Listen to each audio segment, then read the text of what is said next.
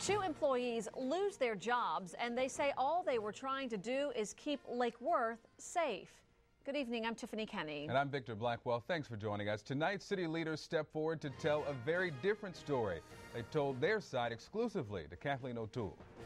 Victor, a city that's had a history of being plagued with power problems now shares why two utility employees got their walking papers. Lake Worth leaders say they were negligent and incompetent. The employees say they were just trying to keep the city's power grid safe. I went to Maryland in Europe. Through sheer numbers, Lake Worth city leaders take on the claims of two fired utilities employees. The utilities director, the human resources director, the city manager, sheriff's deputies, even a 3-inch thick report. All brought in to respond to Andres Reyes and Howard Jordan. We're trying to protect the public. I'm telling the truth.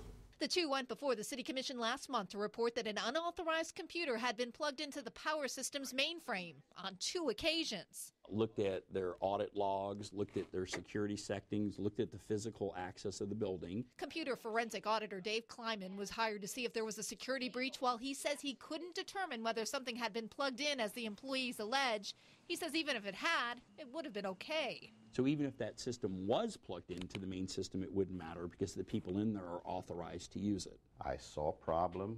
I brought it to the attention of my bosses. Jordan and Reyes lost their jobs over the incident, yet neither of them regret making their claims publicly. And asked for a meeting with the utility director.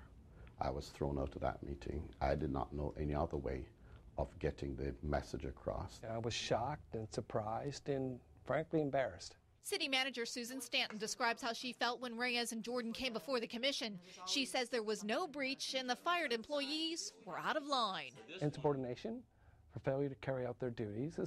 I looked at this thing essentially as somebody yelling fire in an auditorium to see what would happen. If you do something wrong and you're caught, you walk away ashamed. If you do something right and there are repercussions, I still think you can hold your head up high and stand up for what is right. Now, Jordan Howard's former boss just wrote this letter saying that he agreed there was no security breach only to save his job. I asked the city manager about it. She says she stands by her independent auditor's investigation.